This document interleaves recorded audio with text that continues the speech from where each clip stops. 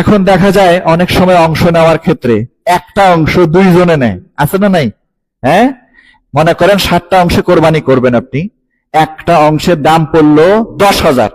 এখন এই 10,000-এর কাছে যা দুইজন ব্যক্তি 5 করে দিয়ে 10-এ শরিক হইল, এরকম অংশ নিলে কারোই কোরবানি হবে না। এরকম অর্ধেক অংশ নিয়ে কোরবানি সহি হবে না। বুঝতে পারছেন ব্যাপারটা? হ্যাঁ, একটা অংশকে ভাঙা যাবে না, একটা অংশই নিতে হবে, একজন একটা অংশই নিতে হবে, একটাকে ভাঙা যাবে না। একজন 2টা অংশ নিতে পারে, হ্যাঁ, 7 অংশের মধ্যে একজন ব্যক্তি 2টা অংশ নিতে পারে, কোনো অসুবিধা নেই, কিন্তু একটা অংশকে আধা আধা করে নেওয়া যাবে না।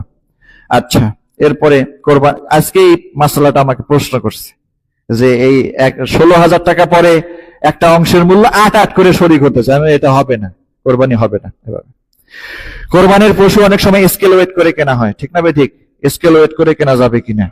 স্কেল ওয়েট করে যদি এই উদ্দেশ্যে কেনে যে প্রতারণা, আমি তো জানি না, জীবনে একবার কোরবানির পশু কিনি, অভিজ্ঞতা নাই, তো প্রতারণা থেকে মুক্ত হওয়ার জন্য, ধোঁকা থেকে মুক্ত হওয়ার জন্য যদি সে কি করে, স্কেল ওয়েট করে কোরবানির পশু কিনে, তাইলে যায় যাচ্ছে, কোনো অসুবিধা নাই, কিনতে পারেন।